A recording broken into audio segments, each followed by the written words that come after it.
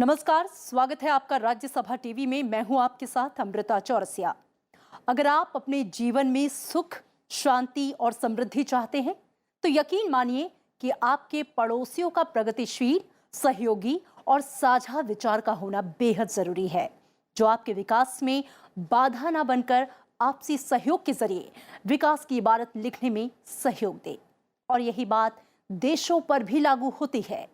और यही वजह है कि भारत हमेशा क्षेत्रीय सहयोग, पड़ोसी देशों के साथ अच्छे संबंध और विकास उन्मुख होने की बात करता रहा है। क्षेत्रीय सहयोग और परस्पर विकास को मंच प्रदान करने के लिए सार्क, ब्रिक्स, आसियान और बिम्स्टेक जैसे कई मंचों ने आकार लिया। आज हम बात करेंगे बिम्स्टेक की। नेपाल की राजधानी काठमांडू में हुआ चौथा बिम्स्टेक शिखर सम्मेलन कई मायनों में अहम रहा। सम्मेलन के अहम पहलुओं और चौथे बिम्स्टेक सम्मेलन से निकले निष्कर्ष को हम विस्तार से बताएंगे। विशेष में आज हम बात करेंगे बिम्स्टेक है क्या, इसका इतिहास क्या है और सार्क से ये संगठन किस तरह से अलग है। साथ ही ये जानने की कोशिश भी करेंगे कि भारत के लिए बिम्स्टेक इतना महत्वपूर्ण क्यों है। तो आइए शुरू करते हैं आज का विशेष।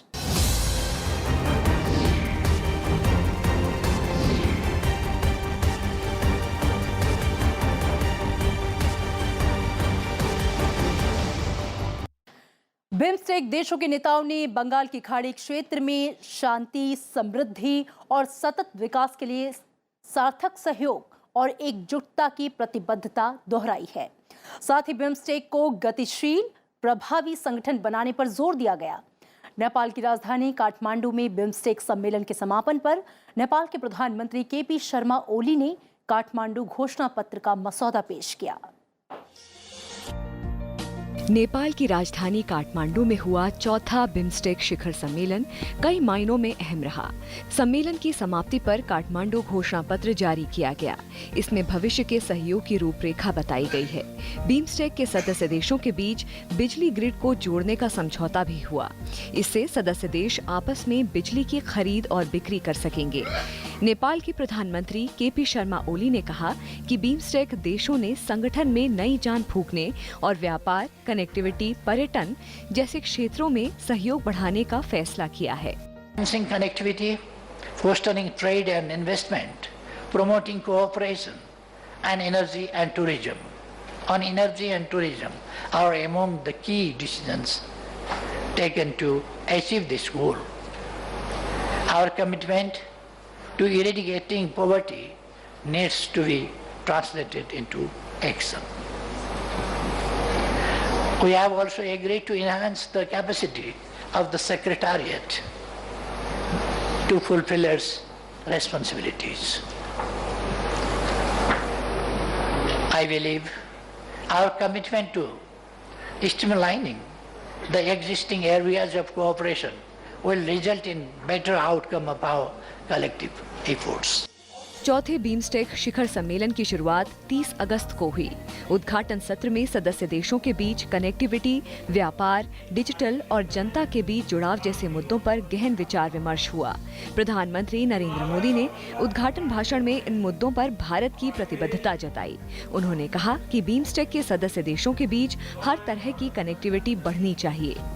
इंटरकनेक्टेड विश्व में यह काम कोई अकेले नहीं कर सकता। हमें एक दूसरे के साथ चलना है। मैं मानता हूं कि सबसे बड़ा अवसर है कनेक्टिविटी का, trade connectivity, economic connectivity, transport connectivity, digital connectivity और पीपल टू पीपल कनेक्टिविटी। सभी आयामों पर हमें काम करना होगा। प्रधानमंत्री ने बिम्स्टेक देशों के बीच कई तरह की नई पहल का खाका भी पेश किया। इनमें सदस्य देशों के बीच इस साल के आखिर में स्टार्टअप सम्मेलन, अक्टूबर में भारत मोबाइल कांग्रेस के दौरान बिम्स्टेक देशों का मंत्रिय स्तरीय सम्मेलन, युवाओं, विश्वविद्यालयों को जोड़ने के लिए हैकाथॉन, आपदा प्रबंधन के क्षेत्र में सहयोग के लिए अभ्यास, नालंदा विश्वविद्यालय में सालाना 30 स्कॉलरशिप, एडवांस्ड मेडिसिन में 12 रिसर्च फेलोशिप, विभिन्न क्षेत्रों में 100 Indian technical and economic programmes, BIMSTEC देशों के राजनयिकों के लिए विशेष पाठ्यक्रम और बीमस्टेक देशों की महिला सांसदों का फोरम शामिल है। प्रधानमंत्री ने आतंकवाद, मादक द्रव्यों की तस्करी जैसी समस्याओं से एकजुट होकर लड़ने का आह्वान किया।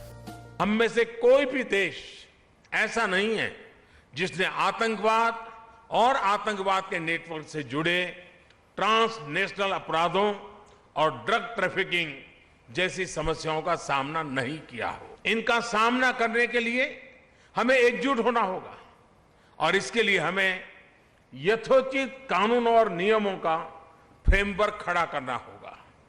इस संदर्भ में लॉ मेकर्स, विशेष रूप से महिला सांसदों को उनका आपसी संपर्क सहयोग एक सहायक के रूप में साबित हो सकता है।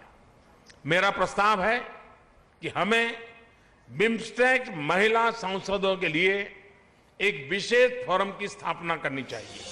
प्रधानमंत्री नरेंद्र मोदी ने नालंदा विश्वविद्यालय में बंगाल की खाड़ी क्षेत्र के अध्ययन के लिए एक सेंटर बनाने की घोषणा की। उन्होंने कहा कि अगस्त 2020 में भारत अंतर्राष्ट्रीय बौद्ध सम्मेलन का आयोजन करेगा। उन्होंने इस सम्मेलन में बीमस्टेक के सभी नेताओं को विशिष्ट अतिथि के तौर पर आमंत्रित किया। प्रधानमंत्री ने कहा कि चौथा बीमस्टेक शिखर सम्मेलन लोगों की अपेक्षाओं को पूरा करने का सुनहरा अवसर है। बहुत लंबी यात्रा है। हमारे आर्थिक इंटीग्रेशन को और गहरा करने के लिए अभी बहुत संभावनाएं हैं और यही हमारे लोगों की हमसे अपेक्षा भी है। यह चौथा शिखर सम्मेलन हमारे जनमानस की अपेक्षाओं, आशाओं और अभिलाषाओं को पूरा करने की दिशा में ठोस कदम उठाने का एक बहुत अच्छा अवसर है। उद्घाटन सत्र में नेपाल के प्रधानमंत्री केपी शर्मा ओली ने भी आतंकवाद के हर रूप को आलोचना की और व्यापार के मामले में सदस्य देशों को सहयोग करने का आग्रह किया। In defeating terrorism in all its forms and manifestations, we must combat all other transnational organized crimes through an enhanced level of cooperation and coordinated efforts. BIMSTEC की स्थापना 1997 में हुई थी। इसमें भारत के अलावा नेपाल, बांग्लादेश, श्रीलंका, म्यांमार, भूटान और थाईलैंड शामिल हैं। दुनिया की आबादी का 22% बीमस्टेक देशों में रहती है। साथ ही बीमस्टेक देशों की कुल जीडीपी $2.8 ट्रिलियन है। बीमस्टेक देश आर्थिक और रणनीतिक रूप में काफी अहम है। Bureau report, Rajya Sabha TV. Nepal की राजधानी काठमांडू में 2 दिनों तक चले बिम्स्टेक देशों का सम्मेलन खत्म हो गया। इस सम्मेलन में सदस्य देशों के बीच कई महत्वपूर्ण बातों पर चर्चा और सहमति बनी। सार्क और ब्रिक्स संगठनों के अलावा बिम्स्टेक देशों का संगठन भी भारत के लिए बेहद महत्वपूर्ण है।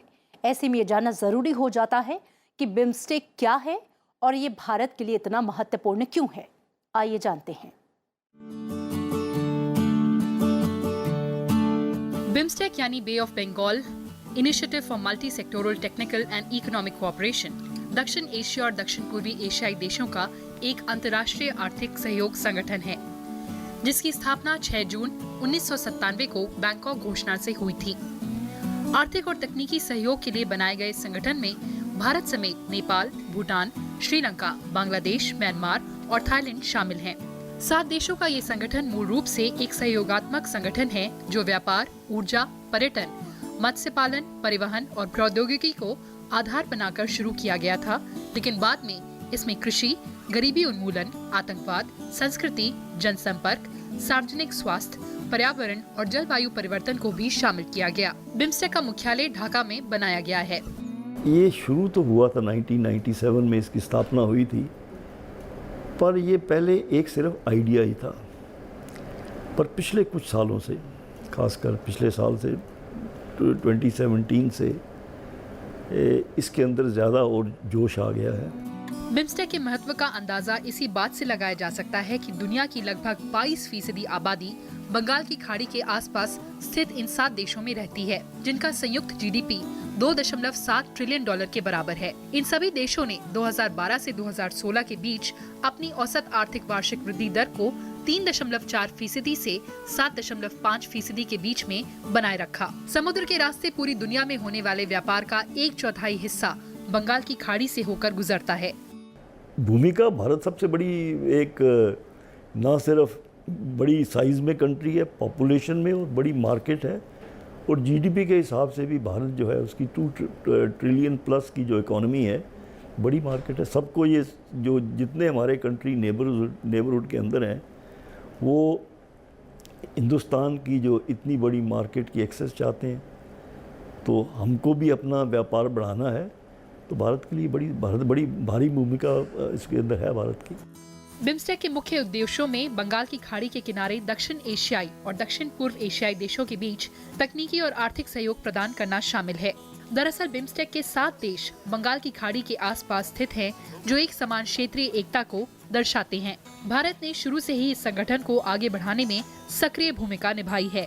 बिम्स्टेक दक्षिण एशिया और दक्षिण पूर्वी देशों के बीच एक सेतु की तरह काम करता है।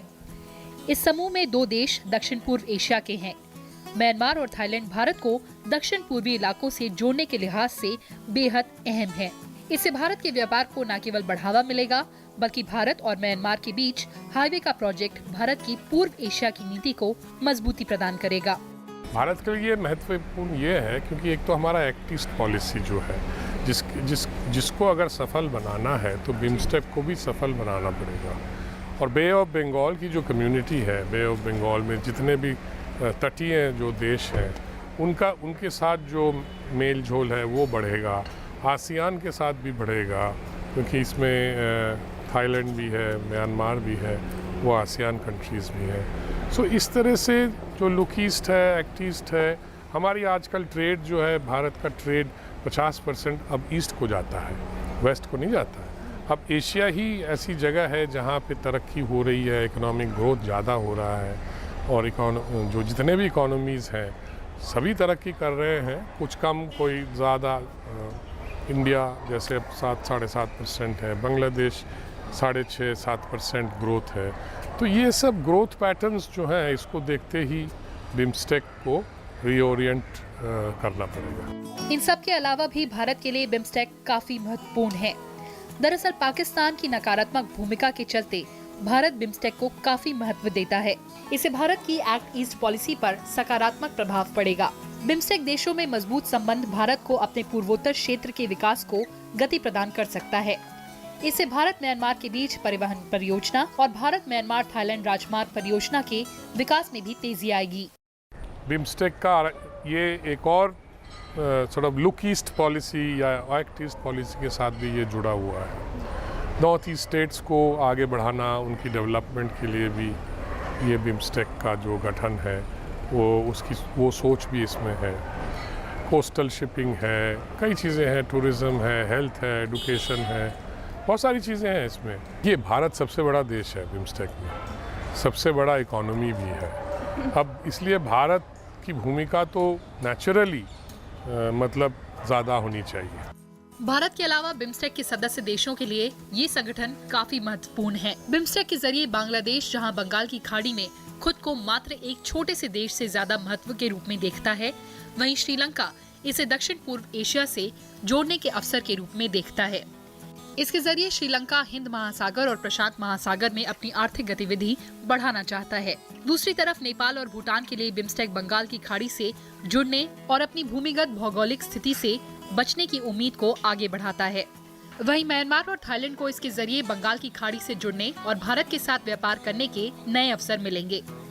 बिम्स्टेक के जरिए दक्षिण पूर्व एशिया में चीन के बड़े पैमाने पर घुसपैठ को भी रोकने की कोशिश की जा सकती है। चीन ने भूटान और भारत को छोड़कर लगभग सभी बिम्स्टेक देशों में भारी निवेश कर रखा है। ऐसे में हिंद महासागर तक पहुंचने के लिए बंगाल की खाड़ी तक पहुंच बनाना चीन के लिए जरूरी होता जा रहा है, जबकि भारत बंगाल की खाड़ी में अपनी पहुंच और प्रभुत्व बनाए रखना चाहता है। इस लिहाज से भी बिम्स्टेक भारत के लिए काफी महत्वपूर्ण हो जाता है। अन्य देशों की सबकी, जैसे मैंने बोला कि सब देशों को कोऑपरेट करना पड़ेगा। जो भी कंट्रीज़ हैं ईस्ट के अंदर, स्टार्टिंग ऑफ फ्रॉम द अपना हमारे जो भूटान और नेपाल से लेकर श्रीलंका तक, यहाँ पर म्यांमार, बांग्लादेश के साथ एज इट इज़ हमारी कोऑपरेशन बढ़ रही है, अभी बढ़ चुकी है। बड़ी कनेक्टिविटी की बड़ी चीज़ें हो चुकी हैं, रेलवे से लेके रोड्स, एनर्जी।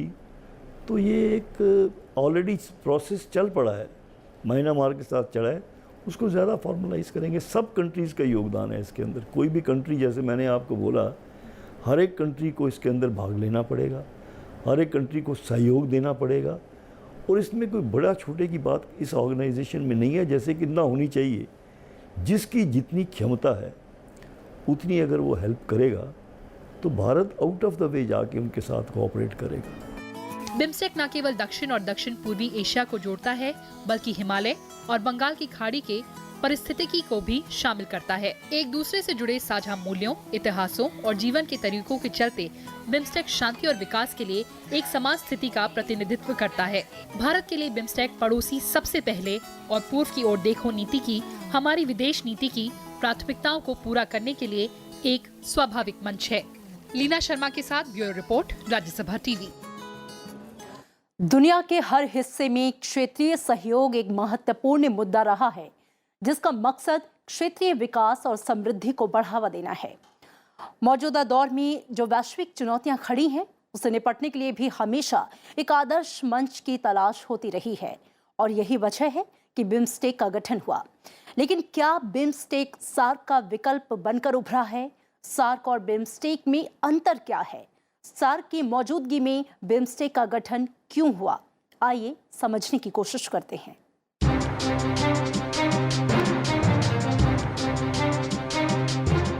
बिम्स्टेक दक्षिण और दक्षिण पूर्व एशिया के बीच एक पुल की तरह काम करता है।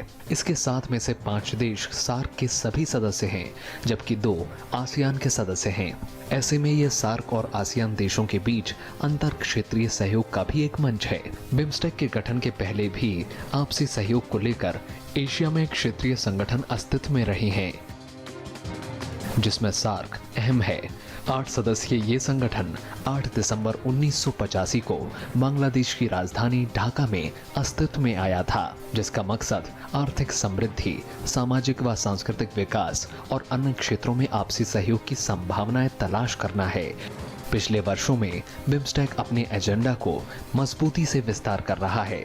इस समूह ने प्राथमिकता के 14 क्षेत्र की पहचान की है, जिसमें से 4 फोकस क्षेत्रों में भारत लीड कंट्री है, जिसमें परिवहन और संचार, पर्यटन, पर्यावरण और आपदा प्रबंधन के साथ आतंकवाद की खिलाफत शामिल है। जानकार कहते हैं कि सार्क के मुकाबले भारत बिम्स्टेक को ज्यादा प्रोत्साहन दे रहा है।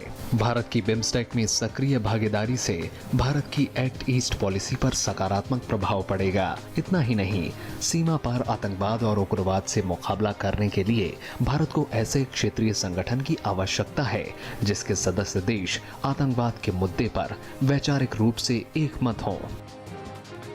कि पाकिस्तान एक प्रॉब्लम एक खड़ी करी पाकिस्तान ने, कनेक्टिविटी के बारे में, व्यापार के बारे में, उन्होंने इसके बारे में कोऑपरेशन नहीं किया, तो जिससे कि वो रुक गया।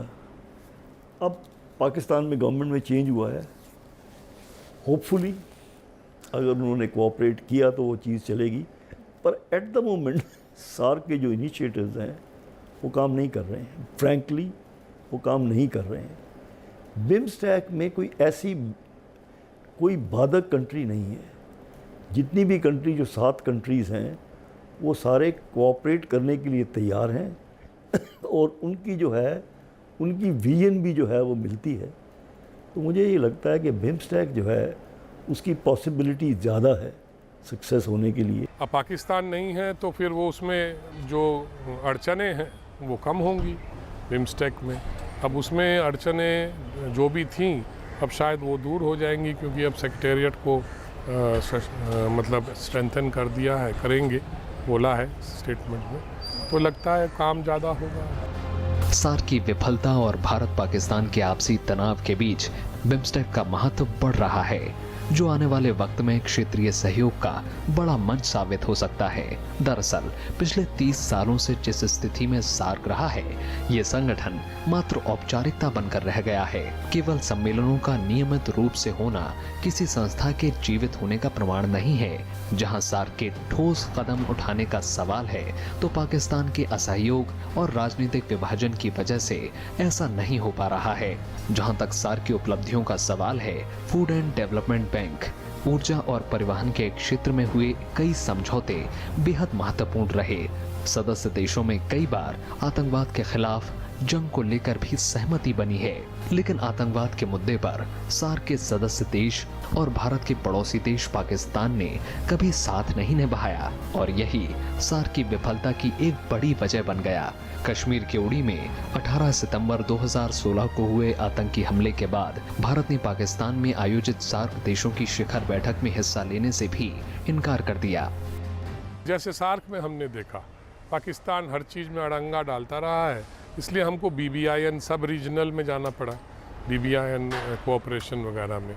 अब सार्क तो एकदम ठंडा पड़ गया है, डोरमेंट है, तो उसमें तो कुछ काम खास होने की उम्मीद नहीं है, क्योंकि जो पाकिस्तान का रवैया रहा है उससे तो कोई उम्मीद हम रख नहीं सकते।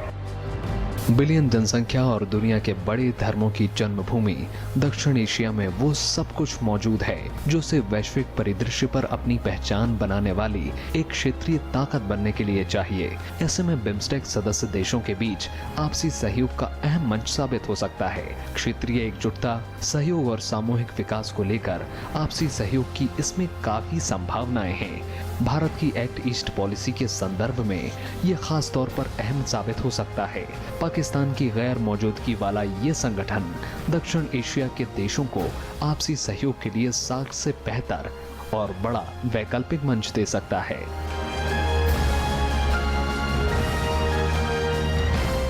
Bureau report, Rajya Sabha TV.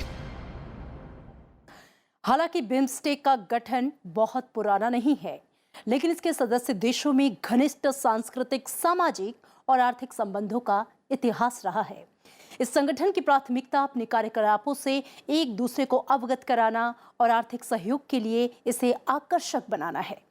BIMSTEC ने न केवल सदस्य देशों के बीच आर्थिक गतिविधियों को बढ़ावा दिया है, बल्कि इसने सामाजिक और सांस्कृतिक विरासत को जोड़ने में भी अहम भूमिका निभाई है। ऐसे में आइए जानते हैं बिम्स्टेक के इतिहास को। जाते जाते आपको छोड़ जाते हैं इस रिपोर्ट के साथ। नमस्कार। एक उप क्षेत्रीय आर्थिक सहयोग संगठन के रूप में बिम्स्टेक का गठन 6 जून 1997 को बैंकॉक घोषणा के बाद किया गया। शुरू में इस संगठन में बांग्लादेश, भारत, श्रीलंका और थाईलैंड शामिल थे और इसका नाम था बिस्टेक, यानी बांग्लादेश, भारत, श्रीलंका और थाईलैंड इकोनॉमिक कोऑपरेशन। दिसंबर 1997 में म्यांमार भी इस समूह से जुड़ गया और इसका नाम पड़ा बिम्स्टेक।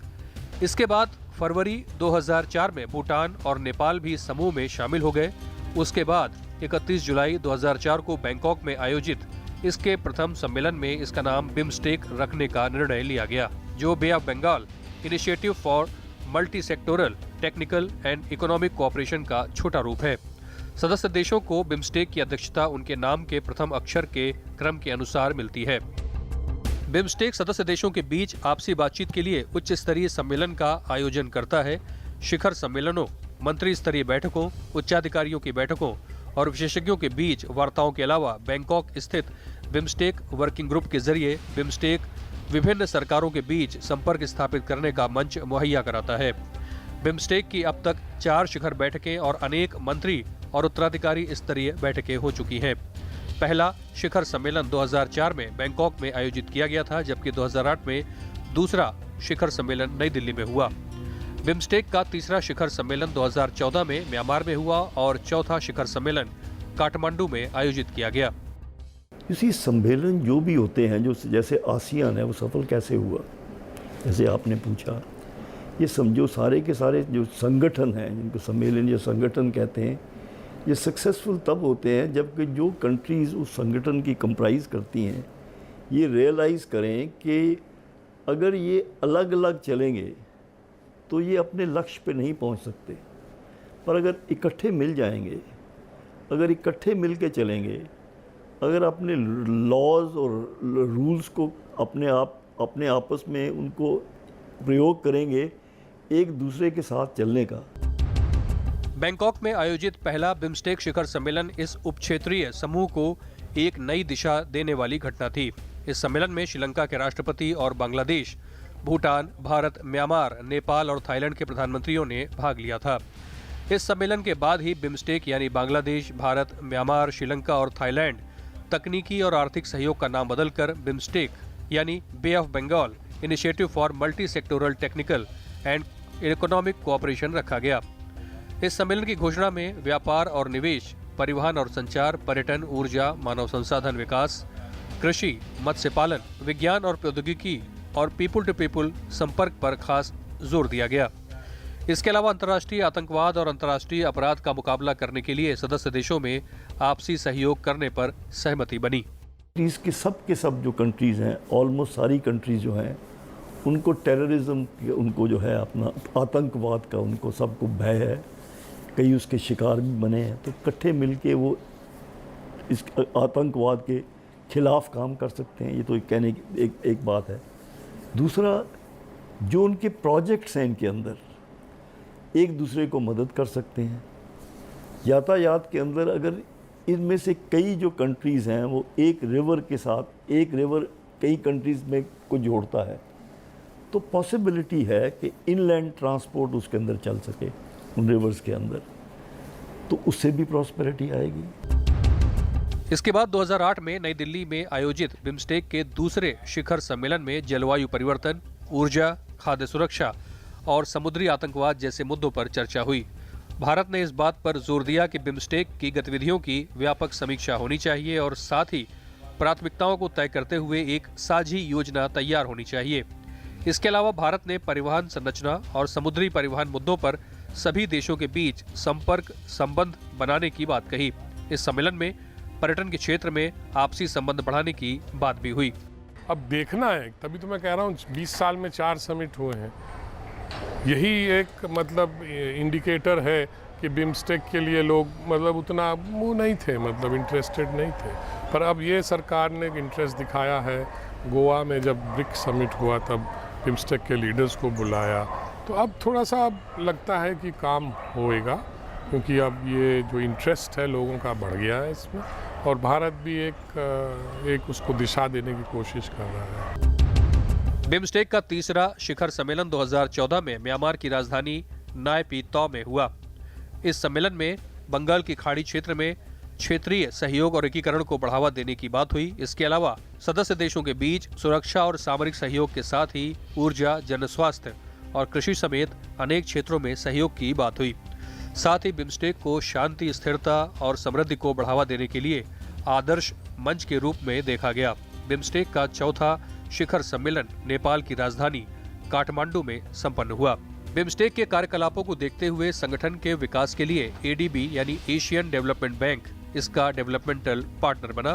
बिम्स्टेक देशों के बीच में भौतिक संपर्क, आर्थिक संपर्क और सांस्कृतिक संपर्क बढ़ाने के लिए एडीबी प्रोत्साहन करता है और फंड देता है। Bureau report, Rajya Sabha TV.